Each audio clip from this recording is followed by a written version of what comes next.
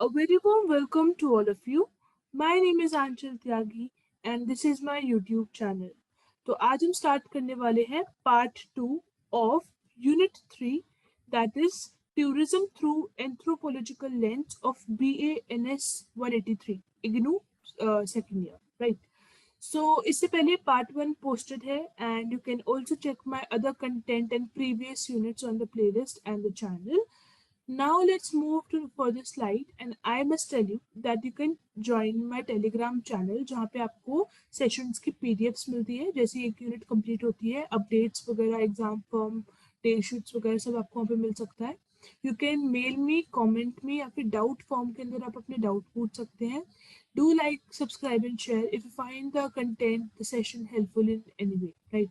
So let's move on to our session and see what we would be like studying today. So content को ध्यान में रखते हुए आज हम कंप्लीट करेंगे एथनोग्राफी एंड टूरिज्म के बारे में अपना जो है टॉपिक्स. तो एथनोग्राफी एंड टूरिज्म के अंदर ना we have the three main components that are the field site या फिर टूरिस्ट स्पॉट, टूरिस्ट या फिर जो गेस्ट होते हैं, नेटिव या फिर जो होस्ट होते हैं. ठीक है, ये तीन इसके मेन कंपोनेंट्स हैं, ये देखेंगे. ऑल्सो कुछ टर्म्स हैं जैसे कि acculturation, cultural drift, phenotype, genotype, ये सब कुछ भी हम समझेंगे अभी. ठीक है, so let's start with today's content and understand what is ethnography and tourism right. So ethnography का मतलब होता है scientific study. Ethnography is basically a scientific description or scientific study of people, their culture, their customs, habits या फिर mutual differences right. Please add L over here right. So mutual differences. तो ethnography जो एक पूरा एक like domain है, ethnography के अंदर हम समझने की कोशिश करते हैं कि एक इंडिविजुअल के बारे में हम समझने की कोशिश करते हैं, उसको डिस्क्राइब करते हैं, उसके बिहेवियर को डिस्क्राइब करते हैं राइट. उसके कल्चर को डिस्क्राइब करेंगे और we actually try to understand how a particular person is related to a particular culture. ठीक है, उसके कौन से कल्चर से वो जुड़ा हुआ है, वो कल्चर से किस मोटिव से जुड़ा हुआ है, उसके कस्टम्स क्या है, उसके हैबिट क्या है, उसके आपसी में, नेबरहुड में, पर्सनली या फिर इंडिविजुअली कैसे उसके मतलब डिफरेंसेस जो बिल्डअप हो जाते हैं, सब कुछ बेसिकली एक पर पर्सन के आगे पीछे सारे मल्टी डायमेंशनली हम एक इंडिविजुअल के कल्चर स्पेसिफिकली हम उसको समझने की कोशिश करते हैं एथनोग्राफी के अंदर.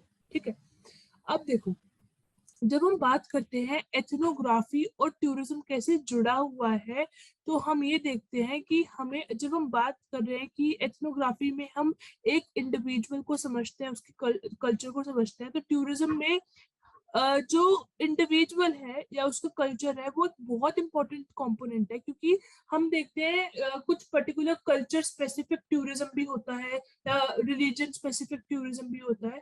तो ये सारे फैक्टर्स इंटरलिंक्ड है और एक दूसरे को सप्लीमेंट करते हैं, इसीलिए एथनोग्राफी और टूरिज्म को समझना हमारे लिए बहुत इंपॉर्टेंट है.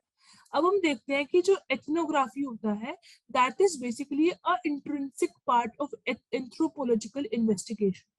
जब हम बात करते हैं एंथ्रोपोलॉजिकल इन्वेस्टिगेशन या रिसर्च की, तो वहां पे एथनोग्राफी इज क्वाइट इम्पोर्टेंट, क्योंकि एंथ्रोपोलॉजी के अंदर भी हम इंडिविजुअल के ओरिजिन के बारे में, उसके हिस्ट्री, उसके कल्चर, हर एक चीज के बारे में पढ़ते हैं. तो एथनोग्राफी और एंथ्रोपोलॉजिकल इन्वेस्टिगेशन दोनों एक दूसरे के लिए बहुत इंपॉर्टेंट हो जाती है. और एथनोग्राफी एक इंटीग्रल या फिर इंट्रिंसिक मतलब अंदरूनी, ठीक है, एक बहुत ही इंपॉर्टेंट पार्ट बन जाता है एंथ्रोपोलॉजिकल इन्वेस्टिगेशन का. ठीक है, सो एथनोग्राफी जो स्टडी है it is quite credible method and a product to.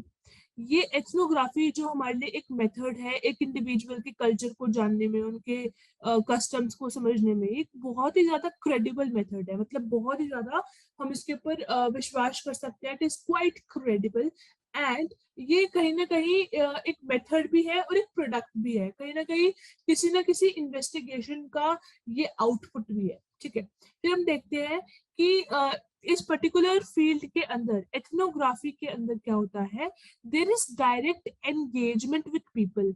हमें ग्राउंड लेवल पे लोगों से मिलना पड़ता है, उनसे directly face to face interaction करना पड़ता है, उन्हें ऑब्जर्व करना पड़ता है, ठीक है। So direct engagement with people, gather authentic information without difficulties. इसके अंदर हम क्योंकि directly person to person meet करते हैं, उन्हें मिलते हैं, उनके साथ रहते हैं, तो यहाँ पे आपको जो भी इंफॉर्मेशन निकाल के लाओगे, आप जो भी आप डेटा को एक्सट्रैक्ट आउट करके आते हो, वो ऑथेंटिक हो जाता है। ऑथेंटिक मतलब बिल्कुल प्योर फॉर्म में होता है, जहाँ पे कोई मैनिपुलेशन नहीं है, बिल्कुल क्लियर कट आपने जो है इंफॉर्मेशन निकाल के आप लेके आए हो। Ethnography is basically important method of research, क्योंकि ये सोशल साइंटिस्ट के लिए या एंथ्रोपोलॉजिस्ट के लिए एथनोग्राफी एक बहुत ही इम्पोर्टेंट मेथड है रिसर्च का, ठीक है। जब उन्हें अपनी इन्वेस्टिगेशंस करनी पड़ती है, इंफॉर्मेशन निकालनी पड़ती है, थ्योरीज डेवलप करनी पड़ती है, तो उनके लिए एथनोग्राफी बहुत इंपॉर्टेंट है। क्योंकि ये जो फील्ड है ना, सोशल साइंस या फिर एंथ्रोपोलॉजी, ये सब कुछ लोगों से जुड़ी हुई है। These are like focused with people, लोगों के आसपास ही ये वाली रिसर्चेस, इनकी स्टडी एरिया, इन्हीं के लोगों के आसपास उनके कल्चर को समझना, लोगों को समझना, उनके हैबिटेट को समझना, ठीक है, उनके रिलेशंस को समझना, यही है। तो इनके लिए ये वाली रिसर्च इज क्वाइट इम्पोर्टेंट, ठीक है। अब हमें ना डिफिकल्टीज इस पर्टिकुलर रिसर्च के अंदर जो मुसीबतें आती हैं, जो हमें अड़चने आती हैं, वो तब आती हैं जब हम एक कॉम्प्लिकेटेड पोजीशन समझते हैं। बेसिकली जब हम बात करते हैं टूरिज्म की और एथनोग्राफी का जो रिलेशन है, टूरिज्म और एथनोग्राफी को जब हम एक साथ लेके चलते हैं, तो तीन इंपॉर्टेंट चीजें होती है या कंपोनेंट होता है। सबसे पहला होता है टूरिस्ट स्पेस, जहाँ पे आप घूमने जाने वाले हो, टूरिस्ट स्पॉट या फिर फील्ड स्पॉट, ठीक है, दो तीन नाम इसी के लिए। टूरिज्म मतलब एक तरीके से यहाँ पे टूरिस्ट आ सकता है, बहुत स्पेसिफिकली अगर हम बात करें तो टूरिस्ट हमारे लिए बहुत इंपॉर्टेंट है, जो घूमने आएंगे, जो देखने आएंगे, ठीक है। नेटिव्स या फिर जो होस्ट है, जो कि आपको अपने एरिया में बुला रहे हैं, जो आपको सर्विसेज प्रोवाइड करेंगे, उन्हें हम होस्ट कहते हैं, नेटिव कहते हैं, गेस्ट, ठीक है। गेस्ट तो टूरिस्ट हो गए थे, ठीक है। तो हमें एथनोग्राफी की जो स्टडी है, जिसके अंदर हम एक इंडिविजुअल को समझते हैं, उसके कल्चर से रिलेटेड हर एक बात को समझते हैं, तो हमें डिफिकल्टी तब आती है जब ये तीनों जो फैक्टर्स हैं या जो कंपोनेंट है, वो बहुत ही कॉम्प्लिकेटेडली पोजिशनड है, आपस में उनका रिलेशन बहुत ही कॉम्प्लिकेटेड फॉर्म में जा चुका है। तब जाके हमें डिफिकल्टी फेस करनी पड़ती है एथनोग्राफी की जो स्टडी है उसके अंदर, ठीक है।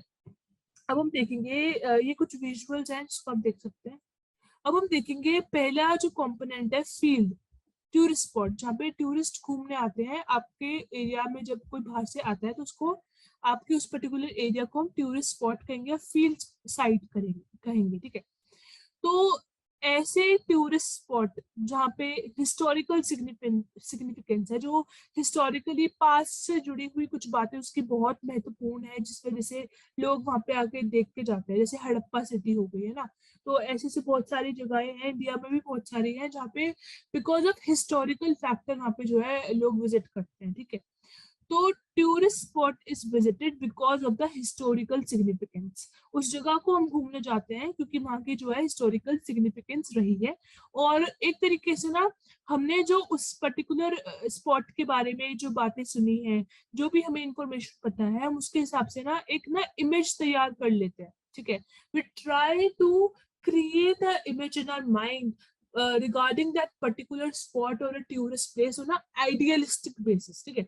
अपने आइडियाज को या फिर जो भी हमें इंफॉर्मेशन मिली है, ठीक है, जो हमने सोचा उसके हिसाब से हम उसको पिक्चराइज कर लेते हैं, और फिर हम उसको विजुअलाइज करने के लिए, मतलब देखने के लिए उस पर्टिकुलर स्पॉट पे जाते हैं, ठीक है। हम जो है उस पर्टिकुलर स्पेस को देखते हैं, उस पर्टिकुलर साइट को ऑब्जर्व करते हैं जब हम वहां पे विजिट कर चुके होते हैं, और इमेजिन करने की कोशिश करते हैं कि उस पर्टिकुलर फील्ड साइट की पिक्चर को हम ये समझने की कोशिश करते हैं कि कैसे, हाउ द हिस्टोरिकल एलिमेंट्स, एक पर्टिकुलर किंग यहाँ पे कैसे रहा होगा, डायनेस्टी कैसे चलती होगी, सीवेज सिस्टम कैसे होगा, ठीक है, ट्रेड कैसे चलता होगा, मार्केट कहाँ पे सेटअप होता होगा, लोग कैसे अपनी लाइवलीहुड को चलाते होंगे। तो हम उस पर्टिकुलर एरिया पे जाते हैं क्योंकि हमारे दिमाग में एक इमेज हम सेट करके जाते हैं, आइडियलिस्टिक इमेज सेट करके जाते हैं।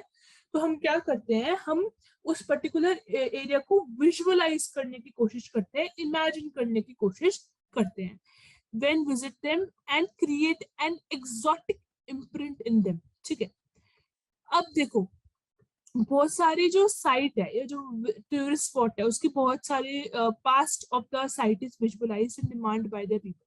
सी, हम क्या करते हैं, उस पर्टिकुलर साइट के बहुत सारे हिस्सों को विजुअलाइज करने की कोशिश करते हैं, इमेजिन करने की कोशिश करते हैं उन बातों के आधार पर जो हमने सुनी होंगी, कभी पढ़ी होंगी। ठीक है, और लोग जो है ऐसे एरियाज को डिमांड भी करते हैं देखने को। रिजल्टेंट क्या होता है कि ये वाली जो प्लेसेस होती हैं जिनके पास हिस्टोरिकल सिग्निफिकेंस होती है, ये कमर्शियली ज्यादा प्रमोटिंग हो जाती है, क्योंकि लोग इनके ऊपर ज्यादा देखना चाहते हैं, उनसे अपने आप को जोड़ना चाहते हैं। ठीक है, so these are commercially quite promoting and तो वहां पे जब हम देखते हैं कि एक पर्टिकुलर एरिया का हिस्टोरिकल सिग्निफिकेंस है, लोग वहां पर घूमना चाहते हैं, वहां की चीजों को विजुअलाइज करना चाहते हैं, फील करना चाहते हैं, so it becomes important for us to preserve that particular area. ये हमारे लिए इम्पोर्टेंट हो जाता है कि अगर हम वहां के रहने वाले लोग हैं, या वहां की गवर्नमेंट है, या वहां की कोई ऑर्गेनाइजेशन है, ठीक है, तो ये हमारे लिए इम्पोर्टेंट हो जाता है कि हम अपने एरियाज के अंदर जो भी ऐसी साइट्स हैं उनको प्रिजर्व करके रखें, उनको संभाल के रखें। ठीक है, try to keep such ideals alive, उन ऐसी जगहों को और ज्यादा जो है लाइक एनर्जेटिक रखना, या फिर उनको लाइवली रखना जैसे वो ओरिजिनली है, उनको खराब ना करना, डैमेज ना करना हमें बहुत जरूरी हो जाता है। एज वेल एज जितना एक वहां के एक रहने वाले लोग के लिए होता है, एक वहां के सदस्य के लिए होता है, उतना इम्पोर्टेंट हो जाता है कि जो टूरिस्ट आता है उसको वो पर्टिकुलर जगह भी संभालनी पड़ती है, वो वहां पे जाके किसी भी पर्टिकुलर चीज को या स्पेस को डैमेज ना करे, वहां पे पोल्यूशन ना फैलाए, तो ये सारी चीजें भी इंपॉर्टेंट हो जाती है। ठीक है, जब हम इन सारी चीजों को ध्यान में रखते हैं और उस पर्टिकुलर टूरिस्ट स्पॉट को, ठीक है, साफ रखते हैं, सिक्योर्ड रखते हैं, उसकी जो ओरिजिनल एसेंस है, वाइब्स है, उनको हम वैसा ही रखते हैं जैसे वो ओरिजिनली थी, तो ये कहीं ना कहीं में एश्योरेंस देता है of the fantasy, glamour and sentimentality और फिर sentimentally of that particular place. तो हमें वो उस पर्टिकुलर जगह के जो पास्ट है, वहाँ के जो सेंटिमेंट्स रहे हैं, किसी भी कॉज के लिए वो पर्टिकुलर जगह बनाई गई थी, उनसे भी जोड़े रखता है। ठीक है, हमें वो चीज, वो पर्टिकुलर टूरिस्ट स्पॉट संभाल के रखनी बहुत जरूरी है। For example visit to Taj Mahal. ठीक है, अब देखते हैं कि जैसे ही वहाँ के लोकल लोग जो होते हैं ना, जो वहाँ पे पहले से रह रहे होते हैं, जो वहाँ के लोकलाइट होते हैं, तो लोकल लोग जो होते हैं वो बिहेव करते हैं in a pleasing manner to the tourist. वो जो भी टूरिस्ट आते हैं उनसे बहुत ही विनम्रता से, उनको बहुत ही प्यार से बात करने लग जाते हैं, उनको सारी सर्विसेज देते हैं, जिससे कि हम टूरिस्ट को जो है एक सेंस ऑफ सेटिस्फेक्शन देते हैं और उनकी सारी नीड्स को फुलफिल करते हैं। ठीक है, और ये कहीं ना कहीं एश्योर करता है कि जो टूरिस्ट है वो फ्यूचर में आएगा या फिर किसी और को भी रिकमेंड करेगा उस पर्टिकुलर प्लेस पे आने के लिए और उन पर्टिकुलर लोगों से मिलने के लिए। ठीक है, all these phenomena are part of anthropological fields of study. और ये सारी चीजें जो भी हमने पढ़ी, ये हमारे एंथ्रोपोलॉजी की जो स्टडीज हैं, जो फील्ड की स्टडी है, ग्राउंड लेवल की जो स्टडीज है, तो उनमें ये काम हमें आता है। ठीक है, तो बहुत सारे एरियाज आप देखेंगे वर्ल्ड वाइड हैं जो कि टूरिस्ट स्पॉट है या फिर टूरिस्ट साइट है। ठीक है, अब हमारा नेक्स्ट कंपोनेंट है टूरिस्ट को समझना या फिर गेस्ट को समझना। ठीक है, सो टूरिस्ट जो होते हैं दे मेक द स्पॉट, वो पर्टिकुलर टूरिस्ट की जगह को वो इकोनॉमिकली और कल्चरली वैल्यूएबल बना देते हैं। कोई भी ऐसी जगह जहाँ पे पहले कोई भी जाता नहीं था, वो ज्यादा प्रसिद्ध नहीं थी, फेमस नहीं थी, वहां के लोग ऐसे ही रह रहे थे, अगर हम देखते हैं ऐसी जगहों पे जो पिछड़े इलाके होते हैं, अगर वहां पे कोई एक टूरिस्ट स्पॉट दिख जाता है, ठीक है, लोग आने लग जाते हैं, कोई स्पेसिफिक टेम्पल दिख जाता है जिसके पास से कोई अच्छी खूबी जुड़ी होगी, तो वहां पे लोग जब टूरिस्ट जाने लग जाते हैं तो उस पर्टिकुलर एरिया का जो इकोनॉमिक बैलेंस है या इकोनॉमिकली वो पर्टिकुलर एरिया का वैल्यू बढ़ने लग जाता है और कल्चरली भी वो और ज्यादा वाइडन अप होने लग जाता है। ठीक है, मतलब कि जब टूरिस्ट एक पर्टिकुलर स्पॉट पे जाता है तो एक पर्टिकुलर उस पर्टिकुलर एरिया का जो वैल्यू है वो इंक्रीज हो जाता है। ठीक है, विजिटर्स जो होते हैं, जो टूरिस्ट होते हैं, वो जाते हैं एक्सपीरियंस के लिए, लेजर मतलब आराम के लिए, प्लेजर्स के लिए, ठीक है, खुशी के लिए, सेटिस्फैक्शन के लिए लोग जो है घूमते हैं, ट्रैवल करते हैं। ठीक है, they make this process more interesting. अगर टूरिस्ट ही नहीं होंगे तो ये जो टूरिज्म का प्रोसेस है वो बहुत ही ज्यादा डल हो जाएगा, ठीक है। तो वो इस पर्टिकुलर पूरे फेज को जो है इंटरेस्टिंग बनाते हैं टूरिज्म के सेंस में भी, और इस हिसाब से भी कि जो एथनोग्राफर्स है उनको कंटेंट मिल जाता है, उनको सब्जेक्ट एरिया या स्टडी एरिया मिल जाता है समझने के लिए कि एक टूरिस्ट का पर्सपेक्टिव क्या होता है एक टूरिस्ट स्पॉट पे जाने के लिए, और वहां पे उनका इम्पैक्ट क्या पड़ता है, ठीक है। सो कंपेयरिंग एथनोग्राफर और टूरिस्ट को, एक टूरिस्ट को और एक एथनोग्राफर को कंपेयर करना बहुत ही ज्यादा कंट्रोवर्शियल हो जाएगा, क्योंकि एथनोग्राफर जो होता है ना वो एक स्टडी रिलेटेड काम कर रहा है, वो एक प्रोफेशनल काम कर रहा है, ठीक है। वहीं पे टूरिस्ट जो होता है वो तो अपने लेजर के लिए, एक्सपीरियंस के लिए एक जगह पे जा रहा है ना। वो एक्सप्लोरर थोड़ी ना है, वो तो अपने एक्सपीरियंस के लिए, मजे के लिए, एक अपनी नॉर्मल लाइफ से अलग रूटीन को एंजॉय करने के लिए जा रहा है, ठीक है। एथनोग्राफर अपनी स्टडी कर रहा है, अपना काम कंप्लीट कर रहा है, ठीक है। सो इन दोनों को कंपेयर करना इज क्वाइट डिफिकल्ट। पर हाँ ये देख सकते हैं कि we can compare a ethnographer और a tourist on the basis of their roles. उनका जो रोल है, उनके बीच में सिमिलैरिटी क्या है, उनके बीच में डिफरेंसेस क्या होते हैं, और उनका इम्पैक्ट क्या पड़ता है एक पर्टिकुलर स्पेस के ऊपर। अब आप किसी के भी इन चीजों को समझने की कोशिश करते हो, किसी को भी कंपेयर करते हो, तो उसके वर्क के ऊपर करते हो, उसके काम के ऊपर भी होता है। तो आप देखते हो जो ट्रैवलर्स होते हैं, जो टूरिस्ट होते हैं, वो ट्रैवल लॉग बनाते हैं, टूरिस्ट, ठीक है। और एथनोग्राफर जो होते हैं वो मोनोग्राफ्स बनाते हैं, मतलब उनका जो काम है जो वो करते हैं, ठीक है। ट्रैवलॉग क्या, जो टूरिस्ट हो सकते हैं वो ट्रैवलॉग बना देंगे, ब्लॉग्स बना देंगे, व्लॉग्स बना देंगे, ठीक है। कुछ रिटन कंटेंट प्रोवाइड करा सकते हैं आपको। वहीं पे जो आपको दिखेगा एथनोग्राफर जो होता है वो पूरी अपनी स्टडी करता है, मोनोग्राफ्स वगैरह प्रिपेयर करता है। तो उनके काम को देखकर, उनके काम के बेसिस पे हम उनको कंपेयर कर सकते हैं, ठीक है। अब हम देखते हैं कि दोनों के बीच में जो सिमिलैरिटी है, एक टूरिस्ट और एक एथनोग्राफर के बीच में सिमिलैरिटी क्या है, कि दोनों ना रिप्रेजेंट करते हैं सोसाइटी को और उसके कल्चर को। सोसाइटी और उसके कल्चर को रिप्रेजेंट करते हैं एक एथनोग्राफर, एथनोग्राफर एंड अ टूरिस्ट। इनके बीच में ये सिमिलैरिटी है, और ये कहीं ना कहीं इनका जो रिजल्ट है कि ये एक सोसाइटी को, एक कल्चर को डेमोन्स्ट्रेट करते हैं, ये ओवरलैप भी हो जाता है, ठीक है। अब हम देखते हैं कि पहले के टाइम पे इन पास्ट जो था कि एंथ्रोपोलॉजी जो सब्जेक्ट है, जिसको हमारा मेन मुद्दा है, जो एंथ्रोपोलॉजी है ना, वो डिपेंडेंट था पहले के टाइम पे मिशनरीज, वोयाजर्स, माइग्रेंट्स, उनके काम के ऊपर। पहले के टाइम पे जब यूरोप से दुनिया निकली थी ट्रैवल करने के लिए, ठीक है, वास्को ड गामा, ऐसे सब मतलब बहुत सारे अपने जो लोग रहे हैं जो एक जगह से दूसरी जगह ट्रैवल करते थे एज अ टूरिस्ट या फिर वोयाजर, ठीक है। इनका जो काम था, ठीक है, इन्होंने जो बाद में रिकॉर्ड करा, बुक बनाई, लिख दिया कहीं पे, किसी को बता दिया, इन सारे इनके जो काम है, इनके बेसिस पे जो है एंथ्रोपोलॉजिस्ट जो थे वो अपनी रिसर्च करने की कोशिश करते थे, क्योंकि उनके पास और कोई जगह या फिर सोर्स नहीं था। They didn't found tourists' work much helpful as ethnographers discourse, verbal expression on societal related to pictures being debated were available. क्या होता था कि एंथ्रोपोलॉजी जो थे वो टूरिस्ट के काम को, जो टूरिस्ट जो होता है, जो एक जगह से दूसरी जगह जाता है, जो टूरिस्ट का जो काम है, उसको वो इतना वैल्यूएबल नहीं समझता था पहले। वो समझता था जो मिशनरीज होंगे, जो वोयाजर्स होंगे, जो माइग्रेंट्स होंगे, उनका काम ज्यादा सही है, या फिर जो एथनोग्राफर्स होंगे उनका भी काम सही है, पर टूरिस्ट जो होता है उनका काम इतना वैल्यूएबल नहीं है, ठीक है। खासकर एक सोसाइटल फ्रेमवर्क को समझने के लिए, एक सोसाइटी को समझने के लिए, तो ये बहुत ही डिबेटेबल टॉपिक रहा था। फिर क्या होता है कि उरी जो एक अपने इसके अंदर एक प्रोमिनेंट पर्सन रहे हैं एंथ्रोपोलॉजी के अंदर, 1900 में क्या कहते हैं कि वो कहते हैं कि now it is hard to identify and differentiate between the processes of tourism, processes of society and culture.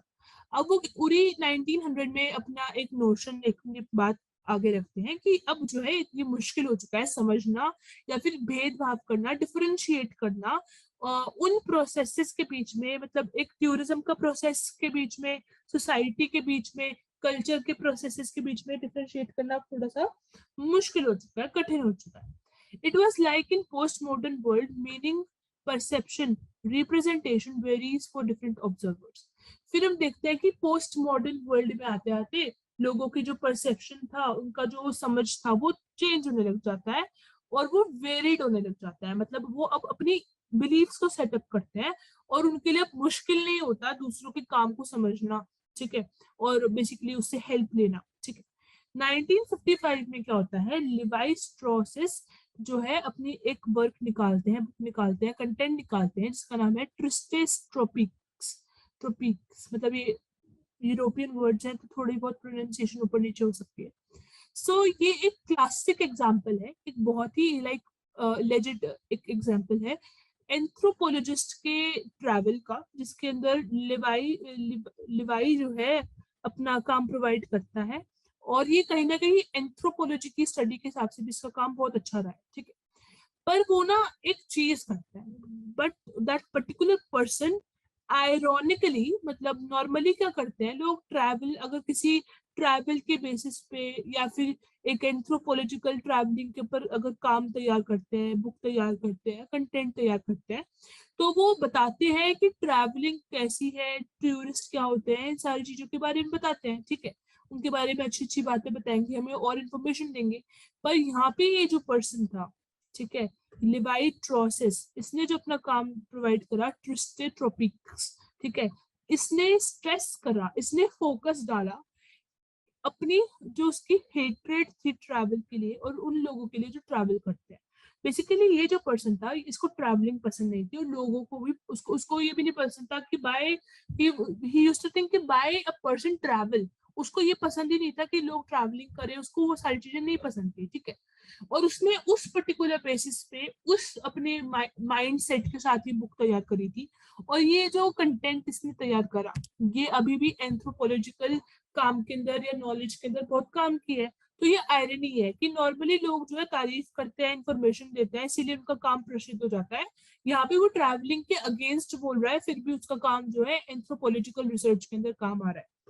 अब हमें ना सिर्फ एक थर्ड कंपोनेंट समझना है, पर उससे पहले ना हमें कुछ टर्म्स पता होने चाहिए। तो सबसे पहला तो है कल्चरल ड्रिफ्ट, कि कल्चरल ड्रिफ्ट क्या होता है।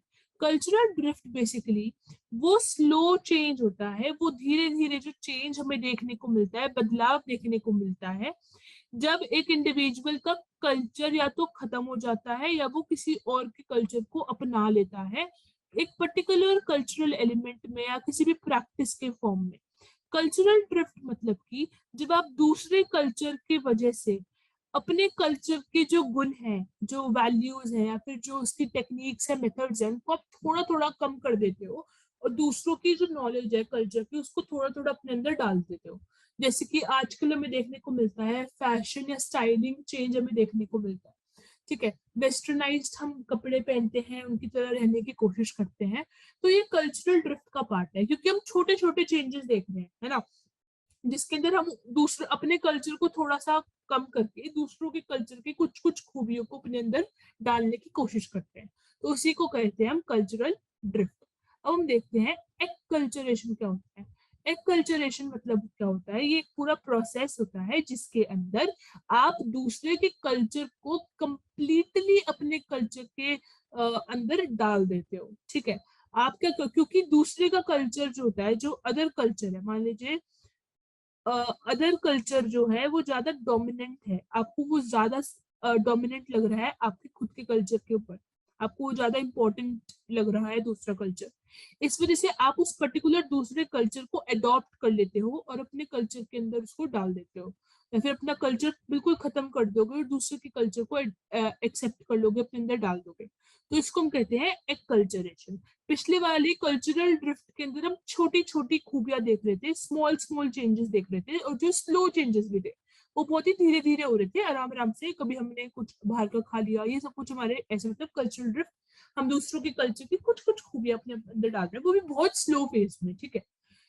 कल एक्कल्चरेशन के अंदर क्या होता है कि दूसरा कल्चर आपके कल्चर के ऊपर पूरा डोमिनेंट हो जाता है, आपको वो ज्यादा इंपॉर्टेंट लगता है, ज्यादा अच्छा लगता है, और आपका जो कल्चर है वो कंप्लीट आप खत्म कर देते हो और दूसरे कल्चर को कंप्लीटली एक्सेप्ट कर लेते हो।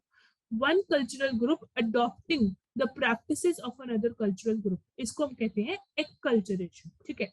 दो टर्म्स तो हो गई, कल्चरल ड्रिफ्ट और एक्कल्चरेशन। अब दो टर्म्स और हैं, एक तो है जीनोटाइप, एक है अपना जीनोटाइप और एक है फिनोटाइप। मैं आपको थोड़ा सा ब्रीफ बता देती हूँ पहले कि जीनोटाइप के अंदर जो है हम जीन्स से रिलेटेड बात करते हैं, और फिनोटाइप के अंदर हम फिजिकल ट्रेट्स या फिजिकल कैरेक्टरिस्टिक्स की बात करते हैं। ठीक है, यहाँ पे आपका जो है हेरिडिटी की बात आ जाती है या फिर जीन्स की बात आ जाएगी, यहाँ पे आपके एनवायरनमेंट की बात आ जाती है, और जीन्स का रोल भी कुछ हद तक रहता है। ठीक है, अब हम देखते हैं कि क्या होता है। तो हम देखेंगे कि फिनोटाइप जो होता है, फिनोटाइप का मतलब होता है फिजिकल ट्रेट्स जो कि आप देख पा रहे हो एक इंडिविजुअल के अंदर, जो फीचर्स या फिजिकल कैरेक्टरिस्टिक्स आप देख पा रहे हो, जैसे कि उनका बिहेवियर हो गया, उनकी क्लोथिंग सेंस हो गई है ना, उनका जो हाइट है, वेट है, वो सब कुछ आपकी फिजिकल ट्रेट के अंदर, फिजिकल कैरेक्टरिस्टिक्स या फिर फिनोटाइप के अंदर आ जाता है। ठीक है, उनका कॉम्प्लेक्शन कैसा है, हेयर टाइप कैसे है, कर्ली हेयर है, स्ट्रेट हेयर है, ये सब कुछ। जीनोटाइप क्या होता है? जीनोटाइप इंटरनल होता है, मतलब आपके जीन्स से, आपकी जो जेनेटिक कंपोजिशन है उससे रिलेटेड होता है। इससे आपके हॉर्मोन्स वगैरह इसके अंदर आ जाते हैं, आपका ब्लड ग्रुप क्या है, ये सब कुछ इसके अंदर आ जाता है ना। तो आप गर्ल हो के बॉय हो, जेंडर वगैरह सब कुछ जो है जीनोटाइप के अंदर आ जाता है, जहाँ पे आपके जीन्स का रोल होता है। ठीक है, इंटरनली जब आप बात करते हो उन सारी चीजों की। अब ये चारों टर्म ना आपको अब काम आने वाली है जब हम पढ़ने वाले हैं अपना third and the last component, host के बारे में। पहले हमने टूरिस्ट स्पॉट के बारे में पढ़ा था, जहाँ पे आप घूमने जाते हो, फिर हमने टूरिस्ट के बारे में पढ़ा था। ठीक है, अब हम पढ़ेंगे होस्ट के बारे में। होस्ट वो होता है जो आपको अपने एरिया के अंदर, जब आप कहीं पे भी घूमने जाते हो, उस पर्टिकुलर एरिया के जो लोकल लोग होते हैं, जो आपको सर्विसेज गुड्स वगैरह जहाँ से आप लेते हो, किसी के होटल में ठहरते हो, किसी के रेस्टोरेंट में खाना खाते हो, ठीक है, आपका वहाँ पे किसी के क्लोथिंग स्टोर से कपड़े लेते हो, तो सब कुछ जो है होस्ट के वहाँ पे कर रहे हो। तो अब हम बात कर रहे हैं होस्ट की या फिर नेटिव की। ठीक है, तो एंथ्रोपोलॉजिस्ट जो होते हैं वो स्टडी करने की कोशिश करते हैं कि to what extent, in what ways host की जो कम्युनिटी है वो अफेक्ट होती है एक बाहरी या फिर एक्सटर्नल या फिर टूरिस्ट के अपीयरेंस या प्रेजेंस की वजह से।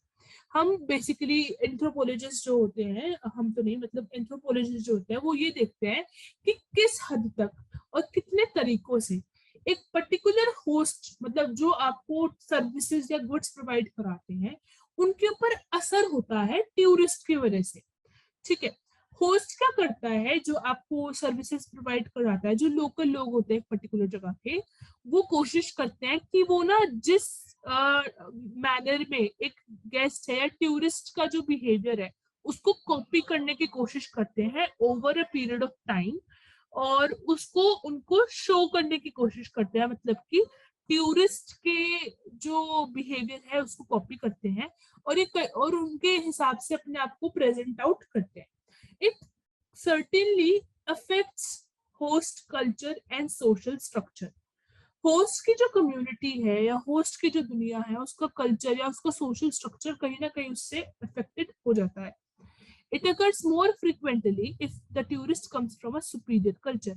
अब आप देखते हैं कि आप एक लोकल इलाके में जाते हैं एज अ टूरिस्ट, जब आप जा रहे हैं और गलती से आप एक अच्छे कल्चर, मतलब आप सुपीरियर कल्चर से बिलोंग करते हैं, जहाँ पे आपके पास बहुत ज्यादा कल्चरली आप बहुत ज्यादा वैल्यूड हो, आपका बिहेवियर बहुत ज्यादा ऐसे लगता है कि आप दूर से, आपकी पर्सनैलिटी बहुत ज्यादा ग्लूम अप करती है, लोग आपसे अट्रैक्ट होते हैं, आपकी पर्सनैलिटी ऐसी है, आपके पास रिसोर्सेज ऐसे हैं। ठीक है, जब आप एक सुपीरियर कल्चर से बिलोंग करते हो, तो वहां की जो जनता होती है ना, लोकल, वो आपको देखते हैं, आपको ऑब्जर्व करते हैं, बिल्कुल वैसे बिहेव करने की कोशिश करते हैं। तो ये जो असर है, जो अफेक्ट है एक टूरिस्ट का होस्ट के ऊपर, ये आपको बहुत सारी जगहों पे प्रेवलेंट दिखेगा, और ये ज्यादातर तब भी होता है जब आपका कल्चर ज्यादा सुप्रीम होता है as compared to the host culture. ठीक है, अब देखते हैं, दो चीज होती है जब हम बात करते हैं कि होस्ट हमारे जो है, होस्ट जो होता है वो टूरिस्ट की बातों को अडेप्ट करता है, टूरिस्ट के बिहेवियर को अपने अंदर डालने की कोशिश करता है।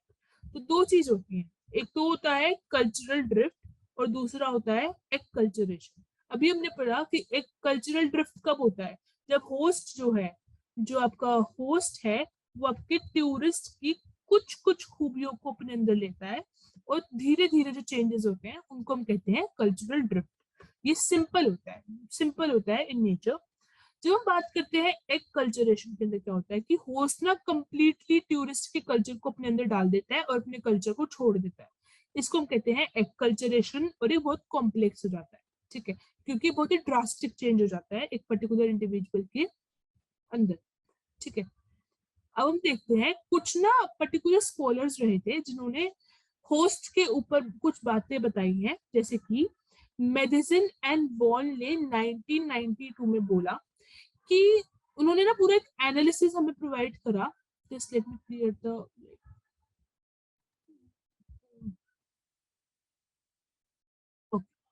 सो मेडिसिन एंड वॉल ने एक पूरा जो है अपना एक ओवरव्यू प्रोवाइड करा इसी मुद्दे के ऊपर। तो उन्होंने कहा कि जो होस्ट होता है ना वो अपने बिहेवियर को चेंज कर देता है सिमिलर टू द गेस्ट। जो टूरिस्ट के बिहेवियर है उससे सिमिलर अपने बिहेवियर को बना देता है, अपना खुद का बिहेवियर छोड़ देता है जब तक till the time the tourist is present in the host place. जब तक टूरिस्ट आपके आसपास होगा आप उनके जैसे बिहेव करने लग जाओगे, और जैसे टूरिस्ट बाहर चला जाएगा या फिर आपकी जगह को छोड़ देगा आप वापस से अपने नॉर्मल वाली लाइफस्टाइल में आ जाओगे।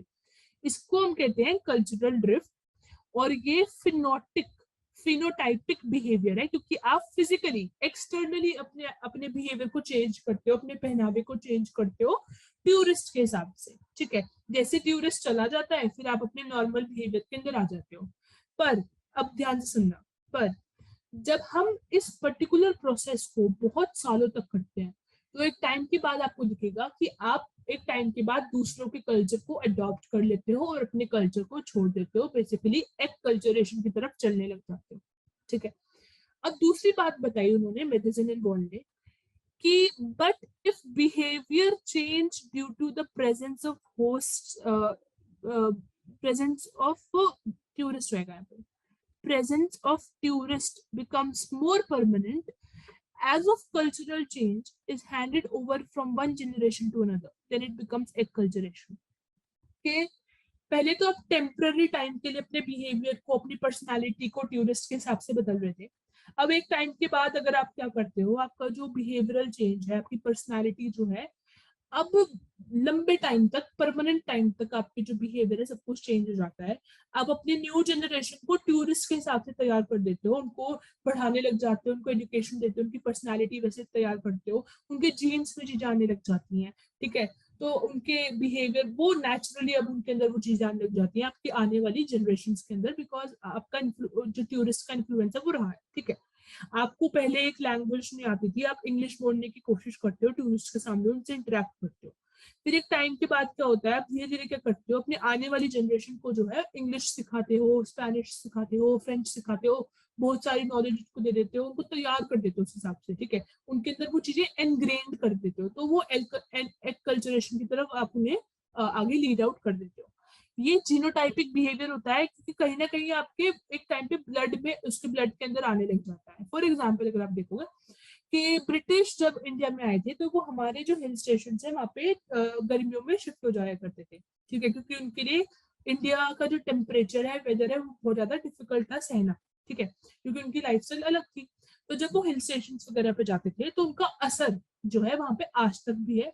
आप बहुत सारे इंडिया के हिल स्टेशन पे देखोगे वहां पे ब्रिटिशर्स के टाइम की बिल्डिंग्स हैं, लोग वहां पे जो वहाँ के लोकल लोग हैं वो ब्रिटिशर्स के हिसाब से रहने लग गए हैं, वो तो उन्हें अपना कल्चर अपना रिलीजन भी चेंज कर लिया होता है, वो ब्रिटिशर्स के हिसाब से क्रिश्चियंस बन जाते हैं, अपना कल्चर चेंज कर चुके होते हैं, उनकी तरह अपनी लाइफस्टाइल कर चुके होते हैं, उनकी तरह वो रहने लग जाते हैं। तो ये होता है एक्कल्चरेशन और ये हमें देखने को मिल रहा है क्योंकि हम इंडिपेंडेंट हो गए थे 1947 से, और उससे पहले से हमारे यहाँ पे ब्रिटिशर्स थे, उसके बाद भी यहाँ पे बहुत सारे ब्रिटिशर्स रहे थे, बाद में भी अभी तक भी आपको दिखेंगे, गोवा वगैरह में बहुत सारे पोर्टुगीज वगैरह आपको दिख जाएंगे।